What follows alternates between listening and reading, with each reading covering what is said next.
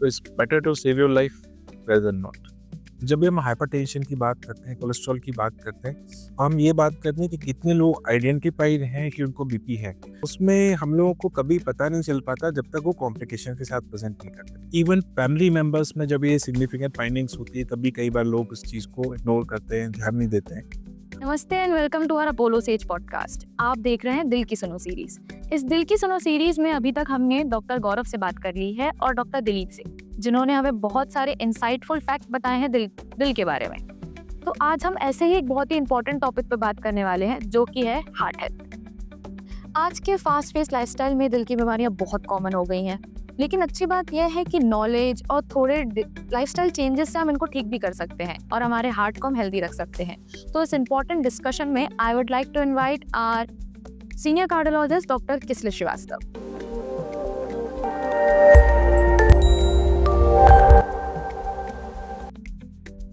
Welcome sir. Hello, my name is Dr. Kislay Shrivastava.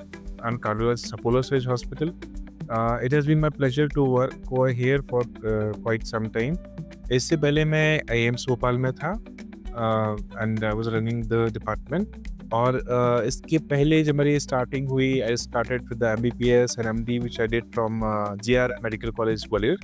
और super specialisation I went and did from Max Super Specialty Hospital Saket.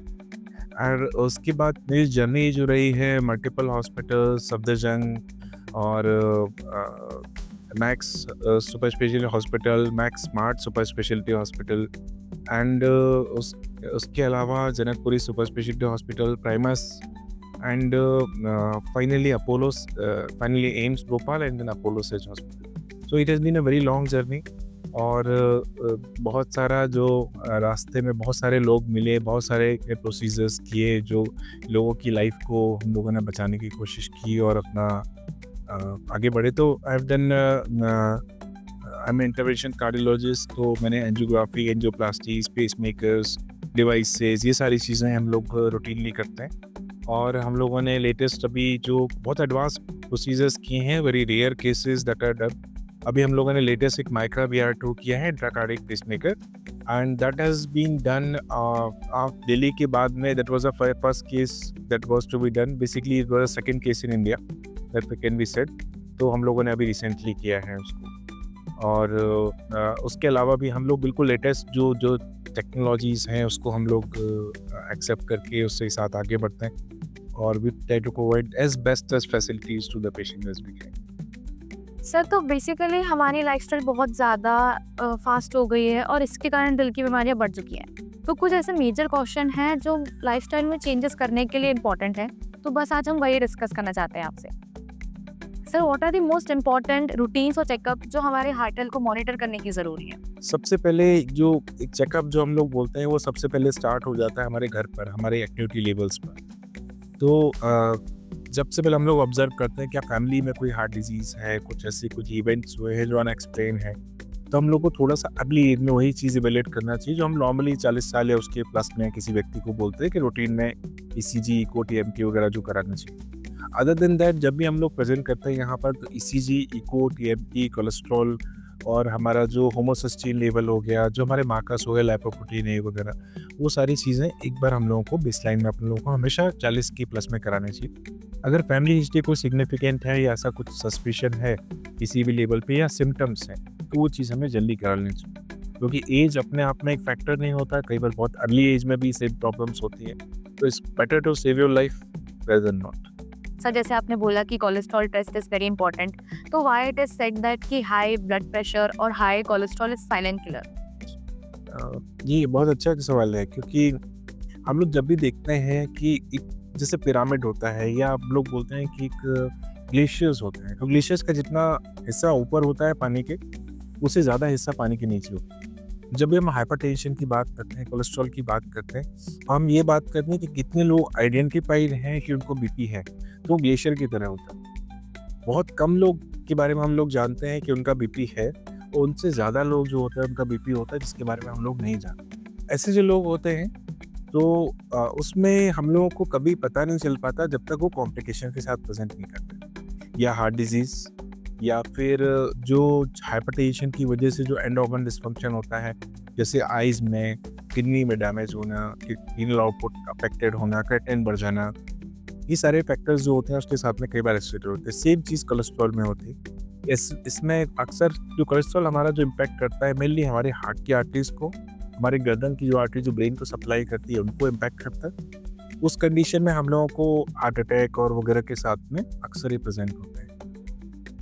Even family members में जब ये significant findings होती है तब भी कई बार लोग इस चीज़ को इग्नोर करते हैं, ध्यान नहीं देते हैं और उसकी वजह से जो प्रिवेंटेबल कॉजेज़ होते हैं, प्रिवेंटेबल मॉर्टेलिटीज़ होती हैं, जो हम लोग बचा सकते हैं, वो हम लोग नहीं बचा पाते। It's always wise to start early, एक बार आइडेंटिफिकेशन करना ज़रूरी है। आजकल बहुत सारे टेस्ट वगैरह अवेलेबल हैं, प्रोफाइल्स अवेलेबल हैं, जो कि हम लोगों को अच्छे से गाइड कर सकते हैं कि हमारे रिस्क फैक्टर्स क्या हैं और क्या।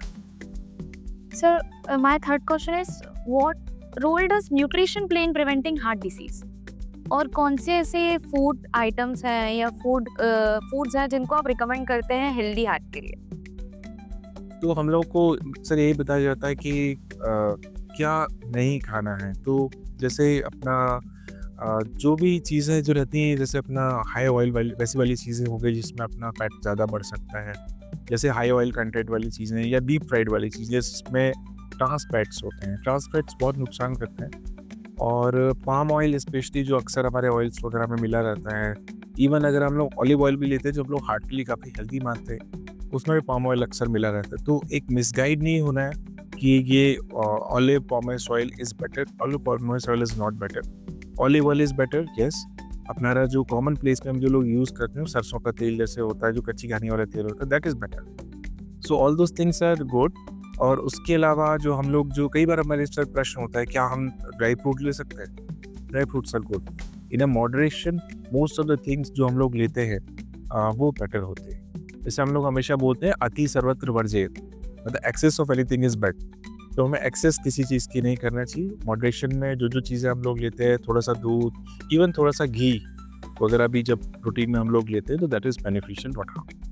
तो सर, हम अगर हर चीज़ को लिमिट में लें तो वो हमारे लिए बेटर रहेगी, किसी का भी एक्सेसिव चीज़ें लेना हमारे लिए रॉन्ग हो सकता है। सर, आज जो हमारी लाइफस्टाइल है उसमें स्ट्रेस एक मेजर इम्पैक्ट डालता है हमारी हार्ट हेल्थ पर। तो इट इज़ ट्रू कि वो सही में हम जो हम स्ट्रेस लेते हैं वो हमारी हार्ट हेल्थ को भी कहीं ना कहीं डिस्ट्रॉय कर रहा है?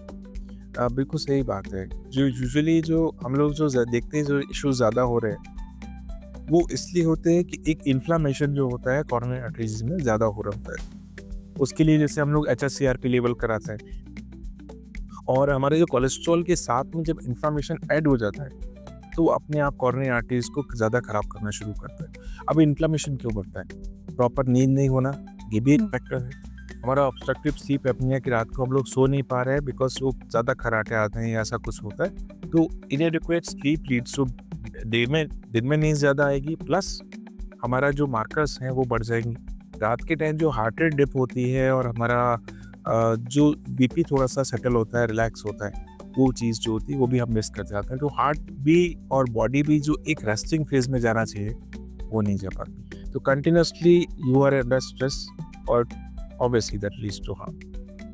तो सर, कोई ऐसी स्ट्रेटजी है या कोई एक रूटीन है जिसके कारण हम ये स्ट्रेस कम कर सके और हमारी हार्ट हेल्थ अच्छी रहे? Okay, so the thing is, जैसे हमारे बड़े बूढ़े बोलते थे कि it's early to bed and early to rise, right?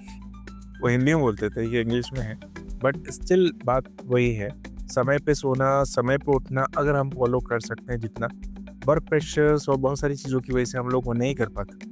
Mobile फिर भी हमारा दोस्त बना रहता है लेट नाइट सोने में भी, पर कोशिश ये करना चाहिए कि अगर हम लोग कोशिश कर सकें कि मोबाइल हम लोग दूर रख दें और कुछ टाइम अपनी फैमिली के साथ वैसे ही स्पेंड करें।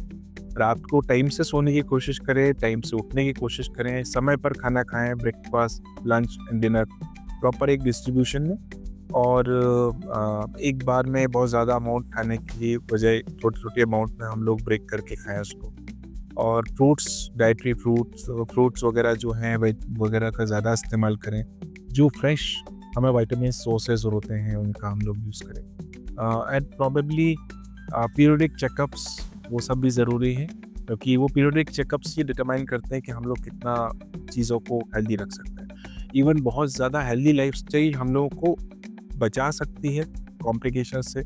कई बार लोग बोलते हैं कि हमें हार्ट में डिजीज़ हुई, मेरे एक ब्लॉकेज आया है, पर एक ब्लॉकेज जो है वो क्यों आया जबकि मैं बहुत एक्सरसाइज करता था या सब चीज़ों का ध्यान रखता था। तो प्रोबेबली उनको हमेशा ये याद रखना चाहिए कि प्रोबेबली वो एक्सरसाइज करते थे, हर चीज़ का ध्यान रखते थे, तो शायद वो ब्लॉकेज आज 3 नसों में नहीं आया, एक ही नस में आके रह गया। That is what we should always remember, we should always strive for कि हम लोग कोशिश करें कि वो ब्लॉकेज आए ही नहीं, और अगर हम लोग उस चीज़ को मेंटेन रख सकते हैं तो बेस्ट है, नहीं तो सारा सॉल्यूशन उसके बाद भी जो सॉल्यूशंस है वो भी बहुत अच्छे सॉल्यूशंस हैं and sir if you had give to 3 कुछ गोल्डन रूल्स जो हमारे हार्ट हेल्थ के लिए बहुत इम्पोर्टेंट है, तो व्हाट कैन इट बी?